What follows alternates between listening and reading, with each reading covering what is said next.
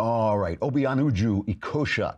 She is the author of Target Africa, Ideological Neocolonialism in the 21st Century. You should get the book. It is really, really powerful. If you look on the back, it has a blurb from me. I almost never give anybody blurbs. But Uju is an internationally acclaimed pro-life speaker and strategist, as well as the founder and president of Culture of Life Africa, which is dedicated to the promotion and defense of the African values of the sanctity of life, beauty of marriage, blessings of motherhood, and the dignity of family life. She is currently in the UK working at a hospital as a specialist biomedical scientist in hematology. Very accomplished and eloquent woman, Obianuju Ekeocha.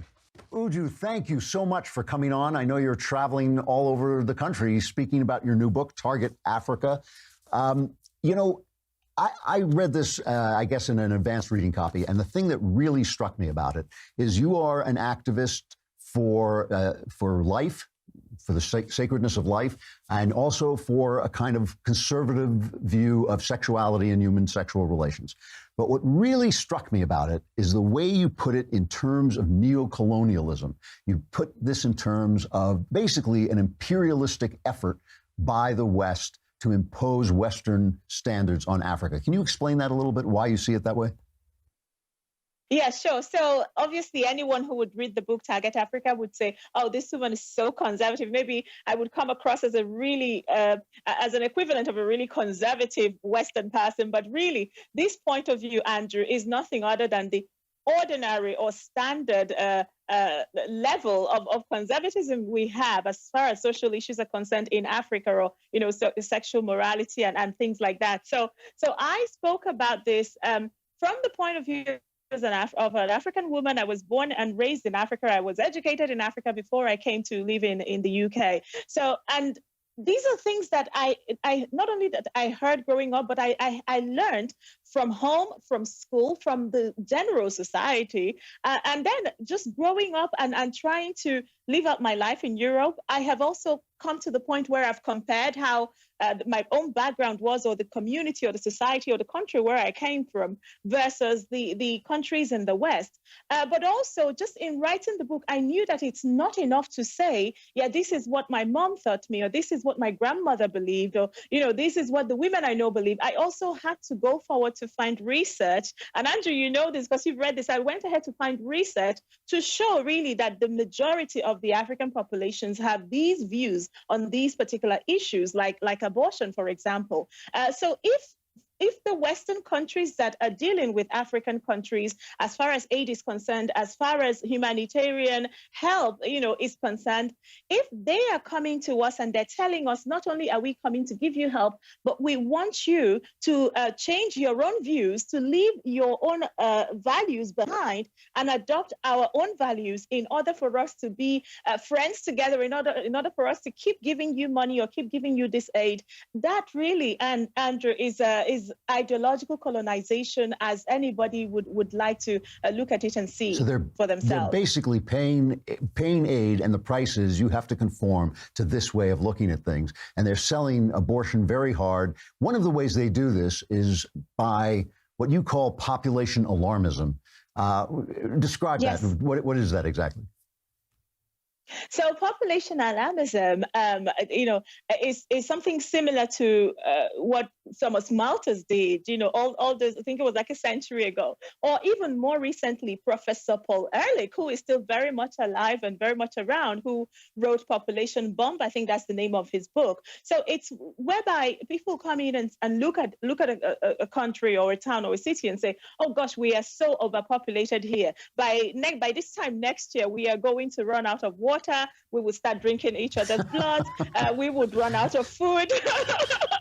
Well, we've heard it because even people talking about climate change, you do know, right? It's people who tell you in the next 5 years, there will no longer be, New York will be underwater. We've heard these things. And in terms of population, they're doing it to the African countries. They come in and they tell us in the next 5 or 10 or 20 years, Nigeria will be 1 billion people population. So they come in, they sound the alarm, but it's not enough for them to sound the alarm. They then have to push our own African leaders into this fear mode. So they're trying to push contraception in every way possible. They are trying to force people. And honestly, I'm not saying let people not use contraception. You already know my views on that. But I'm saying that when the government steps in and they are trying to get women who are so poor that they have no leverage against government, the government can get women.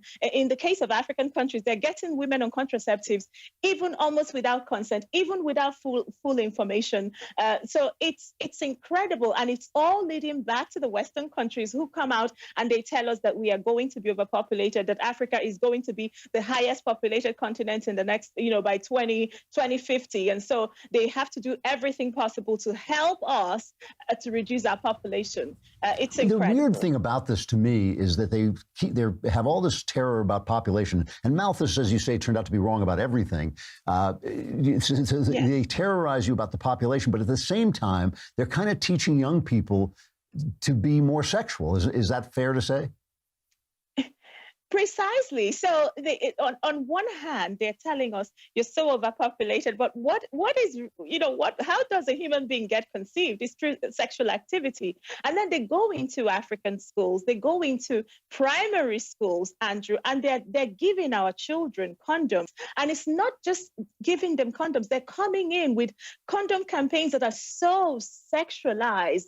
It's unbelievable. There was a program in Kenya that was called Condom for Kids, right? It does have an actual name that the government gave it, but the Kenyans themselves call this program Condom for Kids. Now, if you read the fine print of this project and the blueprint of the project, you find out that it was paid for by Western donors, right? It was being run by the Kenyan government, but it was actually paid for by someone else sitting in DC or sitting in London or, sitting in Paris. They're paying for these projects, but then they're bringing condoms for children. And they're saying that in Africa, they're so keen on getting condoms to the children that even the size of the children then becomes a problem. They say, well, they need it for like 8-year-old boys. So obviously they're trying to make accommodations for that. It's very bizarre, and I think there's quite a bit of perversion in there. This is it's something that shouldn't be allowed to slide. People should wake up to it. It's happening every day. It's happening through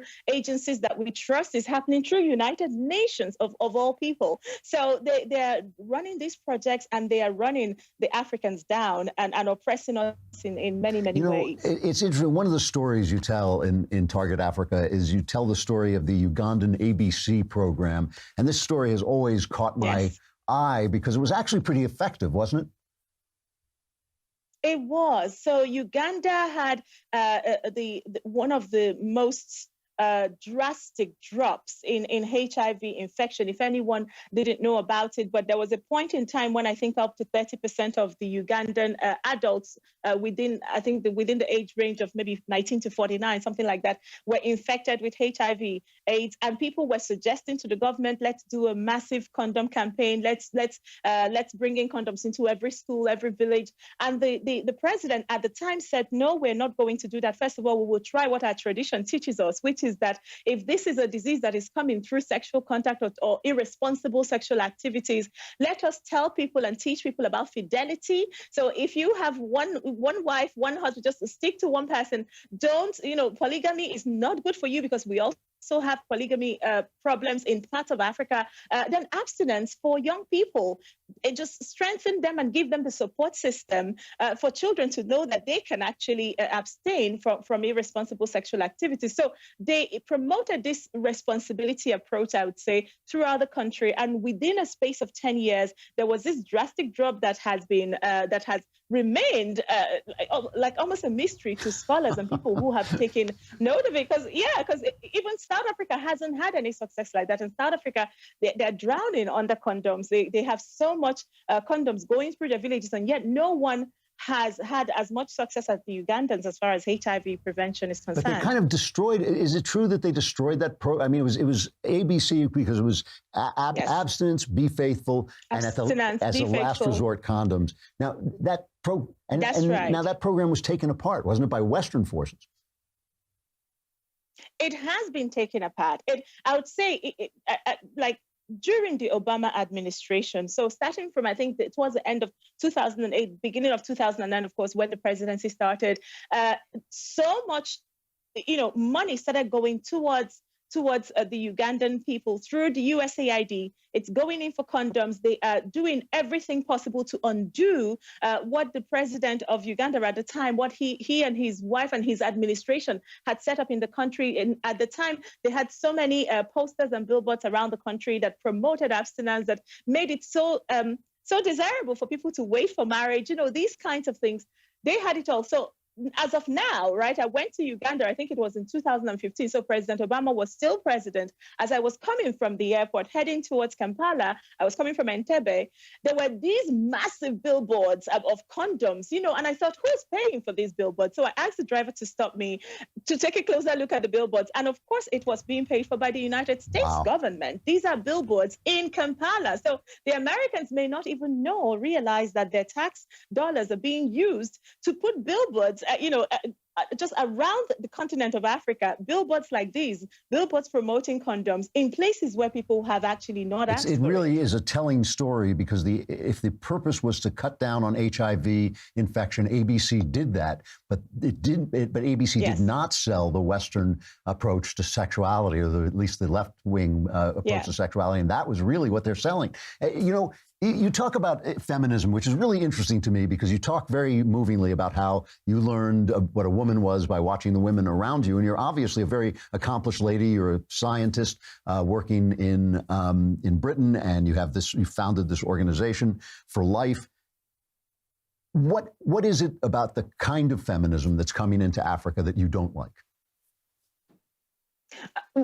So feminism is something that we have known in Africa. I know people will not believe this, but the what do you call the women's movement? The women's movement has flourished in Africa. So what has the women's movement been? It's that many African women, most African women, rejoice in what they call the sisterhood. So ever since I was a child, my mother was always a part of the Women's Association of Teachers, the Women's Association of, whatever.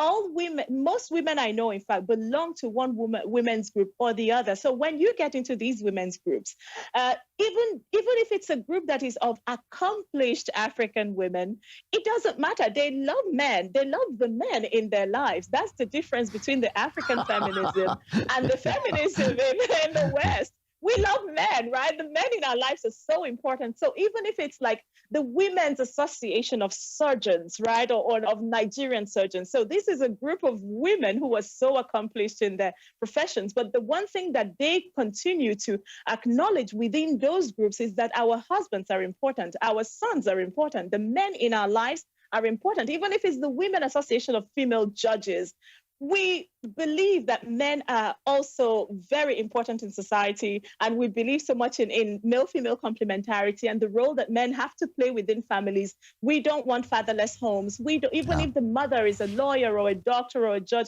we don't want fatherless children. We don't want fatherless homes. So the feminism that I learned growing up in Africa is I think it's that feminism which is firmly, which is affirming of the woman's identity as a first of all, as a human being who has dignity, but also as a daughter, as a mother, and as a wife. It's so important to the African woman. Motherhood is so important to the African woman. The national identity, the filial identity, these are so important to us. And then come in the second and third wave feminism coming at us from the West, people like Gloria Steinem. That particular ideology is being offered to African women as if we've never seen feminism before. So, of course, I'm writing about it in the book and showing that they're trying to get us to speak in their language, speak in their own terms. It's an anti-male movement. It is very toxic. It's very poisonous. I've seen it happen in certain places in Africa where they find a handful of women, disgruntled women, and then they give them so much money. They fund them. These Western people fund these African women and try to use them as their entry point into the continent. And it's very, very offensive. Recently, I think it was Justin Trudeau, the Prime Minister of Canada, decided that he's going to put in some millions of dollars into what he's calling the feminists or feminism policy, feminism-friendly policy, foreign policy. So they're going to now be funding feminist groups in Africa. And feminists, when they say feminist groups, they mean the feminist groups that reflect the Western feminist groups. So in other words, they are trying to plant within our own communities a kind of feminism which is very strange to us, which is also really, really objectionable to us in many, many ways. I'm going to run out of time, but I want to ask you two questions. I mean, one, we just have to briefly talk about abortion. This is something that you are a very big crusader against abortion. Is this something that's also being pushed with the aid that comes in from the West? Also comes in this movement to abort, right? Yeah. So abortion, most of the African countries don't have legal abortion. So there's 54 African countries. Out of 54, 4 of them have legal abortion. The other 50 countries don't have legal abortion or have all sorts of restrictions against abortion. So we've also known that the people, the ringleaders in different African countries who are pushing for legalization of abortion are not the African people, but actually these are groups coming from the West who are trying to push for legalization of abortion. So organizations like International Planned Parenthood Federation or the British organization Marie Stopes International. So these organizations come in, set up their clinics. They say they're family planning clinics, but within a year or two, they set up this strong activism, be it judicial activism or any kind of activism, and they're trying to get some supporters in these African countries that will help them or push for legalization of abortion. The problem is, Andrew, that for many years as well, these same organizations, irrespective of the fact that they are working against African laws and they're working against African people by virtue of the fact that they're pushing abortion, they are being funded by Western governments. Again, I'm sorry to belabor this point, but the Obama administration kept given money or had continued all through to give money to International Planned Parenthood Federation, to Marie Stopes International, these terrible organizations that perform abortions. Even in some cases, they had been caught. Illegal abortions in some parts of Africa. This was no secret at all. It came out in the papers several times in different countries. So, but the Obama administration continued to fund these organizations, giving them money, and then they're doing their terrible work in Africa. So I have fought against it. Thank God President Trump at the beginning of last year reinstated the Mexico City policy. So we are grateful for that. He reinstated it. That meant that the United States government took away money from these organizations who continue to perform or promote abortions as international work. So I'm very grateful for that. And I'm hoping that the Americans will stand strong and continue to support the Mexico City policy, which is really about respecting other people's pro-life culture. I have to stop there. Unfortunately, I could talk to you for another hour, but it's a wonderful book. Very powerful book, Target Africa, a really powerful point of view. You're doing great work. Thank you very much for coming on. Thank you, Andrew. All right, I'll see you again. Thank you. Bye-bye. All right, Obianuju Ekeocha, Target Africa. Really, really powerful book and a very, very impressive lady, I think.